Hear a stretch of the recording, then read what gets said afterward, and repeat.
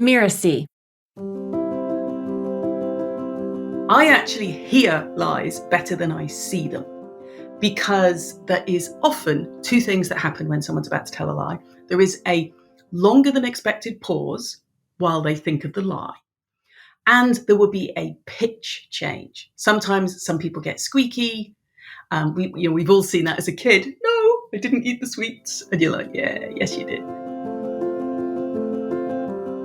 Hello, and welcome to Just Between Coaches, the podcast that tackles difficult coaching conversations head on.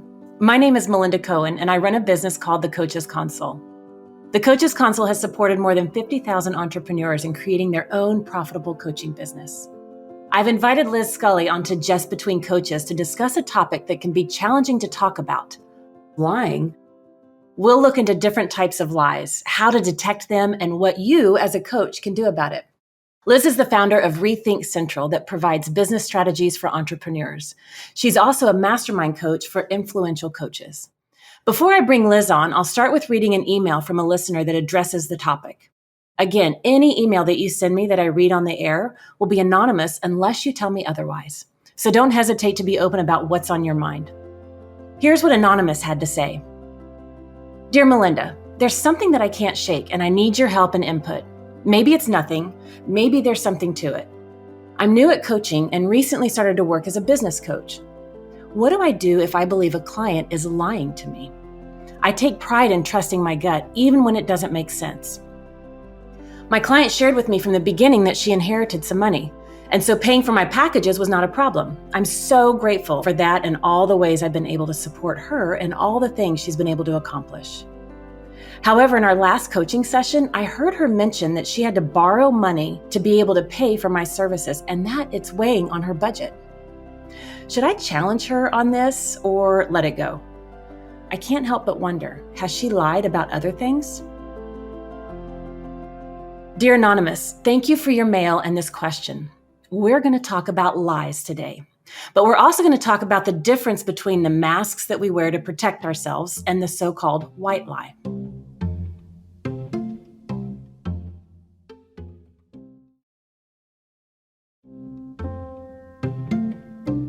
Today, I invited Liz Scully onto Just Between Coaches. Liz is a business strategist and a mastermind coach and knows business can be ridiculously fun as well as highly effective. She's Irish, nomadic, and is as confused as everyone else why she has an English accent. Welcome, Liz. It's lovely to be here. Thank you for having me. Liz, you have a fascinating background. Could you please tell us a little bit about yourself and your path to what you do today, so the listeners, they can just get a feeling for who you are? Absolutely. So I'm a business strategist now, but my background is in film. I worked in animation for visual effects for 20 years, producing big Hollywood things getting blown up stuff, which means that I'm aware of horrendous deadlines, lots of stress, how to manage big groups of people, and crucially for today's conversation, the subtle nuances of the way our body maybe tells us the truth when what's coming out of our mouth isn't actually true. Ooh, I love that. Now, I am excited to dig into this subject of lying.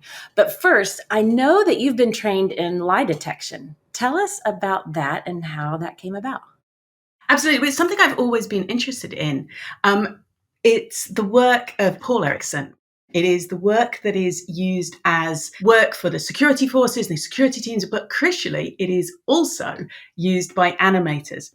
There are 7 fundamental expressions that all humans, well, certainly all humans that have grown up in the West, have, that all of us really can't hide. They're called micro expressions, and we have no ability to hide this.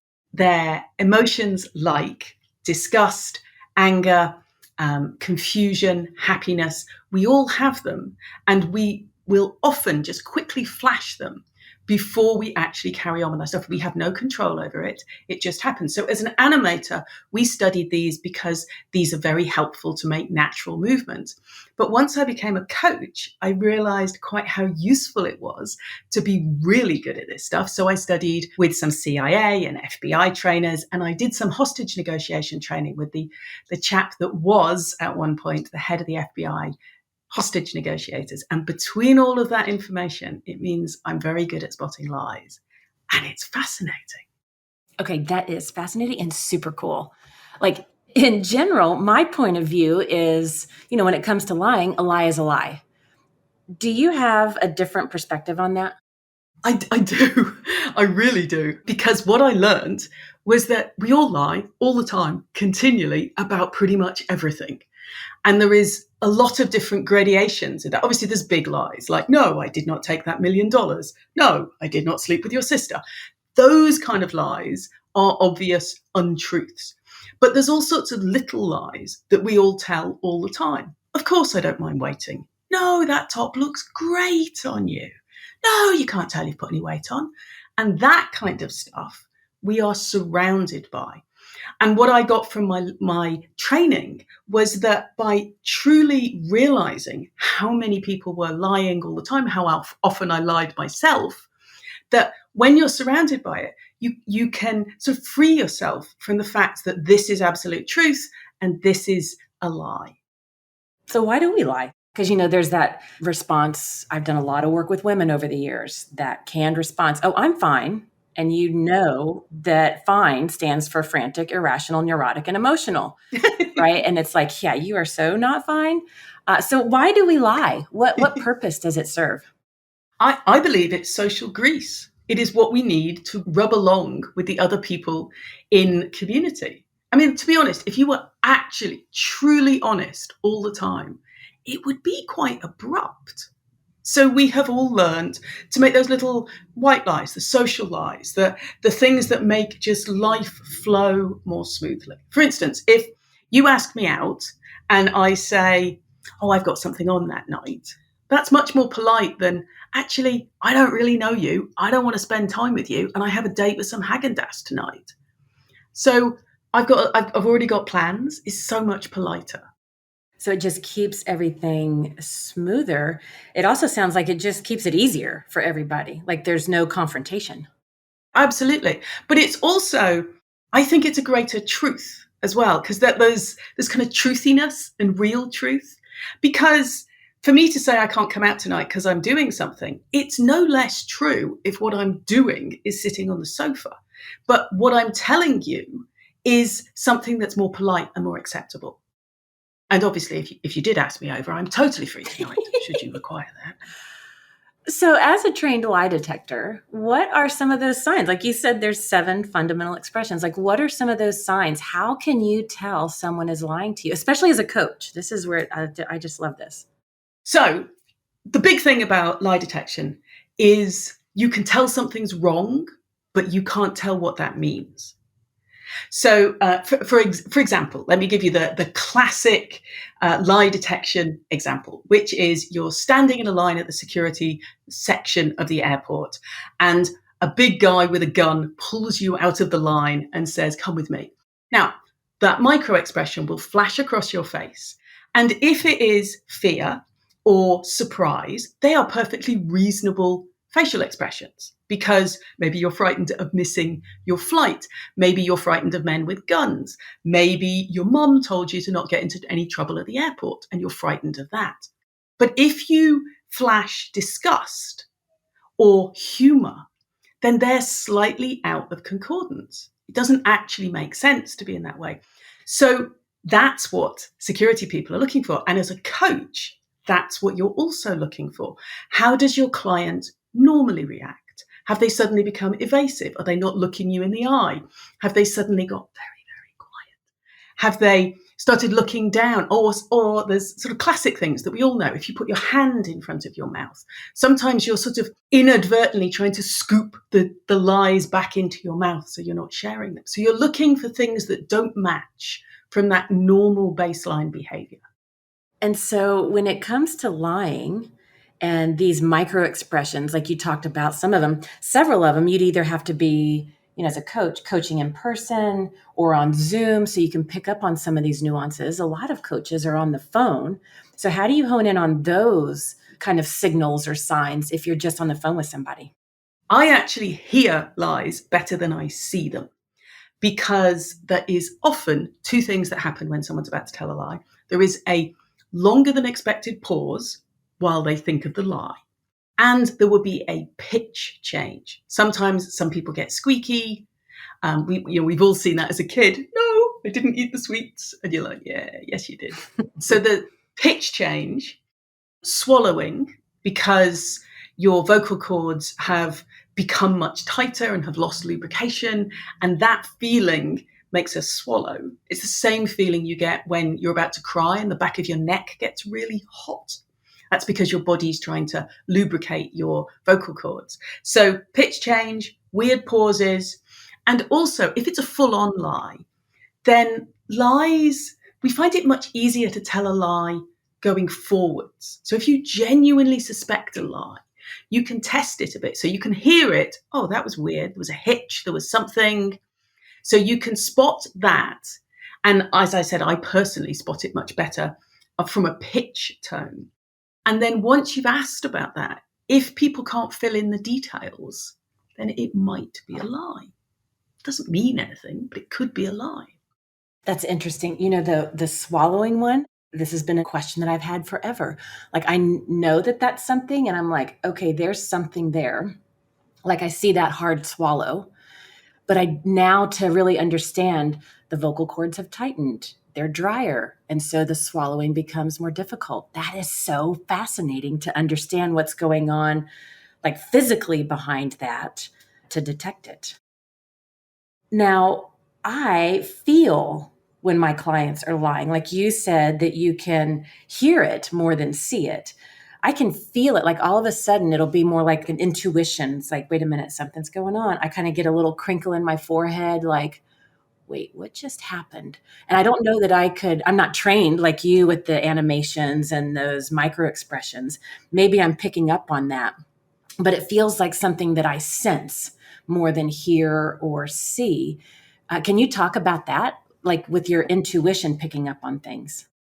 Well, Malcolm Gladwell would say in Blink, which is an entire book about why we should trust our intuition, that your mind is synthesizing all of those hundreds of little cues that we're seeing. You're hearing something, you're seeing something, maybe you're noticing that they're slowing down. They're switching from a bolder, more outside voice to a more tenuous indoor voice. So you're assimilating all of that information. And from that, your intuition is making your spidey sense tingle. But I think you're actually doing all the same things. And that's the interesting thing about really deep body language security training, is that we don't need it really, because we're all humans. We've all seen other humans. I am super sensitive to it, but we can all do it because we've all met other people in all sorts of environments. And then it's just a matter of honing in those skills. Like you've really honed in on them because of your background in film and working with animation. But we all naturally kind of feel into it. And as coaches, when we can consciously fine tune those senses, we can really support our clients in even fiercer ways. Oh, completely. And I'm interested in what you do when you hear that or you see that or you get that feeling. Because for me, all I do is say, I've just seen something or I just heard something. What did that mean? I do something similar. I say, I noticed something. I'm not sure what it is, but can you tell me more about XYZ, whatever they just said or did? Sure. And I acknowledge that I recognize something. I don't give it any meaning. I don't try to make assumptions. I just acknowledge that I'm sensing something and I ask what's going on or tell me more. That's perfect. That's textbook. That really is. And I bet you, because I know it happens in my practice all the time, that when you do that, quite often people burst into tears. Yeah, they get really quiet. I had one client hang up on me one time. Gosh. Because you just hit the nail on the head and then they have to face, do I want to change this or do I want to not? Now that client called me back and, but that was interesting. Yeah, because we all think that we're kind of a closed, perfect circuit. And obviously we're not. We're leaking information all the time. And to be called on it, and particularly when you're being coached, you're very vulnerable. You've really opened yourself up. And if someone spots that little chink in the armor, you think you've opened yourself up completely. And then someone says, what was that? and then suddenly you're wide open. That can be very, very unexpected. And it's quite brave for them to step into it. Very, very much so. I mean, that's the power of the coaching relationship right there in that moment. Yes. Yes. I don't know about you, but I try not to air punch when people burst into tears, because it's always like, yes, breakthrough is coming. Quietly to yourself. Exactly. It's very, very bad body language if you do that. Don't do that, kids. Yeah. Now, I want to confess something. When this topic came up and I was like, ooh, we're going to talk about lying, I had just a crazy reaction. I'm like, no, we're not going to talk about lying. Lying, that's not. And it was just such an interesting response. I call it coaching around this, and I refer to it as patterns.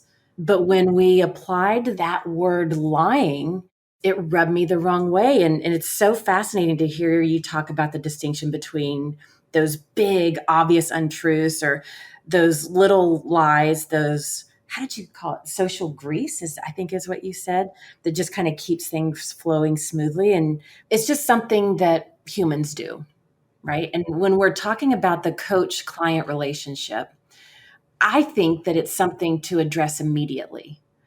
But do you think that every lie needs to be addressed with your clients? Like, can you see any reason to not challenge a client's lie or a story that they tell themselves? Actually, I can. I train mastermind coaches as part of my business. And I was training somebody who came to me and said, one of the people in my mastermind, it's a business mastermind, we're growing their businesses, but every time she talks about how happily she's married, she's lying. Should I challenge her on it? And we had a long conversation. We looked at the footage, and she was indeed, every time she talked about how happy things were at home, her head went down, her voice got squeaky, she had all these strange pauses in her speech. So she was definitely not telling the truth. Is it relevant to her growing her business? Yeah, possibly. Is it the job of the coach in that space to talk about it? Not till she brings it up. In my case, I would say that if she came and said, I'm not growing my business because my life is in tatters and I'm pretending everything's fine, then yes, you talk about it. But if she is simply cracking on everything's fine at home and it isn't, till that impacts her business, which obviously you and I know it is already impacting her business, but till she is willing to talk about it, we can't bring it up, I don't think. Well, that's interesting. And I actually disagree. One of the phrases that I'll use with my clients is, how you do one thing is how you do everything. And so if I sense that they're, like in the scenario that you talked about, every time she talks about her marriage, everything's fine and happy and great. And if I catch that, I will simply bring it up, that phrase. One of the beliefs that I hold is, how you do one thing is how you do everything. I will ask my client about that, if they agree or can they see the relevancy in that. And then I will ask them or acknowledge, I'm sensing this as you talk about your marriage, and I don't think that's true. And because of how you do one thing is how you do everything, I wonder where you're not being truthful with yourself as it relates to your business, where we are coaching, just to see what patterns might be showing up to give them an opportunity to explore that. I absolutely agree. I agree with what I said, and I agree with what you said. But my question for you is, would you do that in a group situation? Maybe not in a group situation. If it's in a group situation, then I would probably keep it in the group setting about the topic at hand, business in this particular scenario. And then offline, whether a private phone call or online coaching or however I'm coaching somebody, I would reach out to that person one-on-one to share that noticing and to give them an opportunity to explore that. Yes, I think that's the key. Now, let's go back to Anonymous. And with the letter that Anonymous wrote in the situation that they've experienced with their client, what can Anonymous do to address the suspicion that the client is lying without attacking her in this particular situation? Any suggestions on that? Well, I think I would just go in with some open questioning. So at the moment they said, oh, that I borrowed some money, personally, I would have just piled in with, oh, I thought that was an inheritance. And then get very quiet to listen to what they said. Because that could easily be a social lie. I got a loan, but it was a loan based on the fact that I did get an inheritance, and it was just easier to say it was an inheritance. But if it was just the two of us on the call and the client said that, then yes, I would say, oh, hang on. And I would do it immediately with no pressure or value. I certainly wouldn't jump in. I'm sure Anonymous wouldn't either. I wouldn't jump in with that sounds like a lie. And I often approach it from the state of being curious. And I will actually use that word with my client. Like if I spot something or sense something, I'll be like, wait a minute, I'm curious about something. I thought I understood XYZ. What I just heard you say was ABC. Did I misunderstand something? Yes, exactly. And I will take it on myself to, the way I describe it is to let them save face so that they can gracefully either clear up something, or maybe I did misunderstand and I don't want to make that assumption, or they can get into alignment, or we can see where that conversation takes us. Absolutely. Absolutely. And to Anonymous's second point about, is the client lying about other things? I would say almost certainly. Surely. Yeah. How you do one thing is how you do everything. Exactly. Yeah. But I guess my feeling on that is that, yes, all humans lie. Therefore, is this person lying? Absolutely. Now let's go back to this scenario. Your response was it immediately. If you heard it, you would immediately just kind of jump in, wouldn't be an attack. I added the word be curious with it, bring it up there. Now, in this situation with Anonymous, it's happened, it's gone past. Would you have Anonymous go back and address that, or just pay attention moving forward? That's a good question. I guess I would probably, if obviously it's bothering Anonymous enough to have written in, so I would suggest the start of the next conversation you have with your client. I was thinking about it and I realized that maybe I've got something wrong. I would definitely go with the same sort of line that you were talking about of, I am a fool, please educate me. So let's look at lying from a different angle, from the coach's perspective. Are there situations that you lie to your clients? And for what reasons, if you do? Yes, I do actually lie to people all the time, but in a helpful way. So as I said, I run mastermind groups and we have to keep people to time. And one of the things I lie about the most is how much time people have before they have to move on to the next person. And that's partly to keep the group moving, but also because subjective time inside the spotlight and the conversation we're having now, we're really concentrated. It's going to feel like it's much longer than actual clock time. So I consistently tell my clients that everybody in a 4-person mastermind, everyone will get about half an hour for their hot seat. And what actually happens is the first person gets 40 minutes and the last person gets 25. And I have been doing that for years. And I swear nobody has noticed. Obviously, I've just blown my cover. Yeah, we won't tell anybody. Thank you. So it's interesting. I'm just sitting here. You call that a lie. And if I think about it, it is, because not everybody's going to get 30 minutes. It's going to work out to be about like this. I would call that strategic planning to manage your time management. But it's interesting. It's like, no, when we really get down to it, I guess technically it is a lie. So that's fascinating. And then it's also, as a coach, what you're omitting and not saying, is that also a lie? Exactly. So I think maybe the difference between us is that I consider everything that isn't technically true a lie, but also that kind of doesn't matter because truthiness is okay in this case. Whereas all of that social grease is all about those things that kind of make everything smooth. One of the other places I lie to clients quite a lot is, in some cases, I don't spell out explicitly quite how difficult what it is they're doing is going to be. Because who wants to know, yes, it's going to be 3 years of absolute hell. Maybe I would explain it's quite difficult and growing your business takes a lot of time and effort. But have you ever met a single entrepreneur who hasn't said at some point, if I'd known how long this was going to take and how hard it was going to be, I would not have started?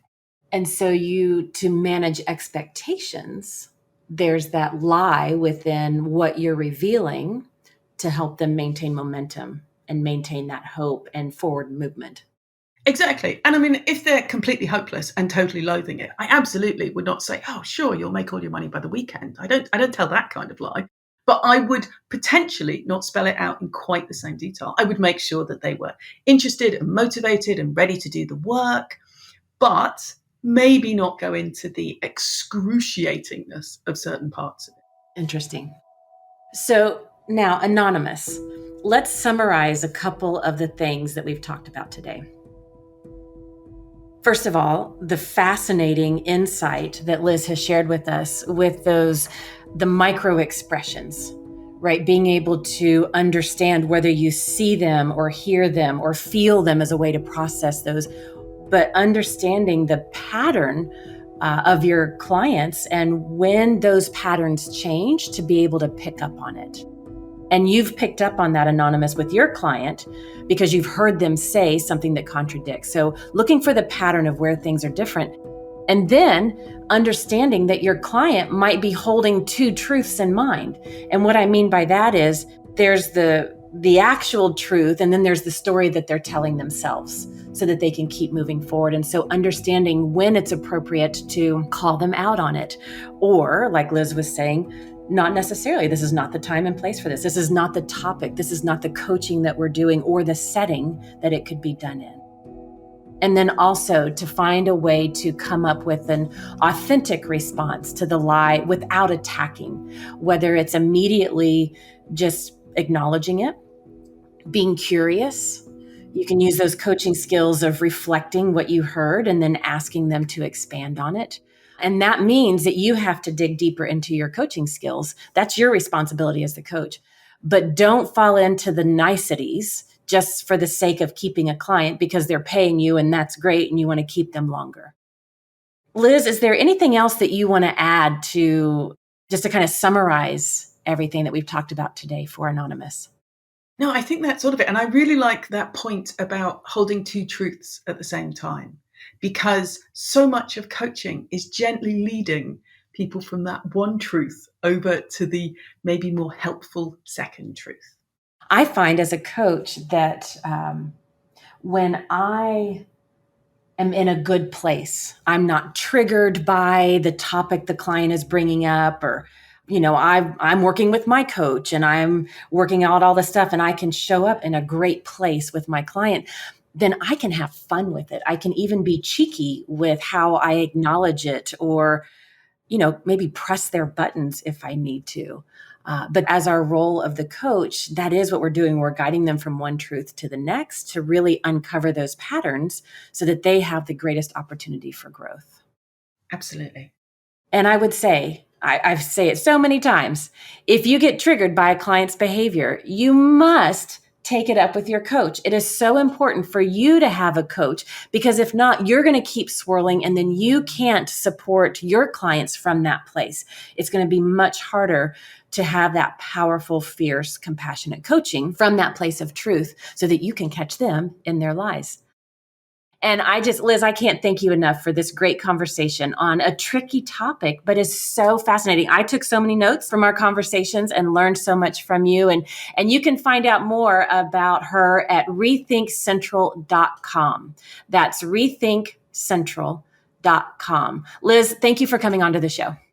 Thank you so much.